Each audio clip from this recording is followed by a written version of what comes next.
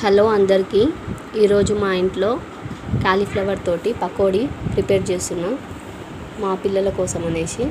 మొదటగా ఈ కాలీఫ్లవర్లో పురుగులు ఉంటాయి కాబట్టి శుభ్రంగా 2 సార్లు కడుక్కొని వేడి నీళ్ళల్లో ఒక 2 నిమిషాలు ఉడికించుకోవాలి. అందులో ఉప్పు కొంచెం, పసుపు కొంచెం వేసి మంచిగా 2 మినిట్స్ మాత్రం ఉడికించుకోవాలి. దాని తర్వాత దీన్ని ఇట్లా ఒక స్ట్రైనర్తో తీసి ఒక 10 మినిట్స్ ఇట్లా పక్కకు ఆరబెట్టుకోవాలి. దాని తర్వాత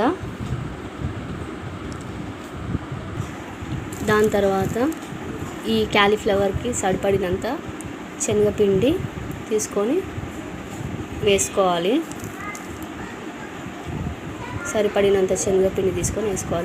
దాని తర్వాత దీంట్లో కొంచెం జీలకర్ర వేసేసిన ఆల్రెడీ నేను. నెక్స్ట్ ఉప్పు,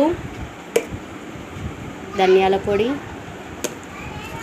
గరం మసాలా, కారం వేసుకొని మిక్స్ చేసుకోవాలి. ఇవన్నీ వేసిన తర్వాత మళ్ళీ కారం అన్నీ వేసుకున్న తర్వాత మంచిగా ఇలా ఒకసారి మిక్స్ చేసుకొని, ఎందుకంటే మా పిల్లలు కొంచెమే కారం తింటారు.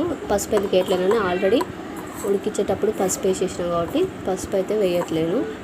నెక్స్ట్ దీంట్లో వాటర్ వేసుకొని మంచిగా బ్యాటర్ వచ్చేంత వరకు గట్టిగా కలుపుకోవాలి. చూపిస్తా ఒకసారి మీకు కలిపినాక. మంచిగా ఇలా శనగపిండి వేసి మంచిగా కలిపి మనము ఆయిల్ హీట్ అయ్యేంత వరకు పెట్టుకోవాలి. పక్కకు మూత పెట్టి మంచిగా కలిపేయాలి దీన్ని. ఓకేనా? దీంట్లో కొంచెం వంట సోడా కూడా వేస్తే బాగుంటుంది, కానీ నా దగ్గర లేదు, వేయట్లేము. నెక్స్ట్ హీట్ చేసేటప్పుడు చూపిస్తాను.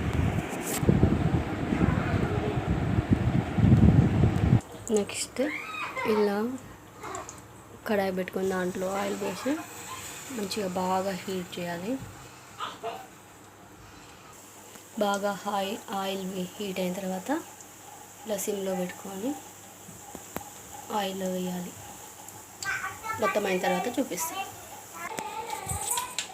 ఇట్లా గోల్డెన్ బ్రౌన్ కలర్ వచ్చిన తర్వాత ఆయిల్ నుంచి తీసి ఒక ప్లేట్లో వేసుకోవాలి. నెక్స్ట్ ఇంకా కొంచెం ఎక్స్ట్రా ఉంది కాబట్టి నేను మళ్ళీ అందులో వేసాను. నెక్స్ట్ దీంట్లో ఏం చేయాలంటే కొంచెం ఉల్లిగడ్డ కట్ చేసి సన్నగా,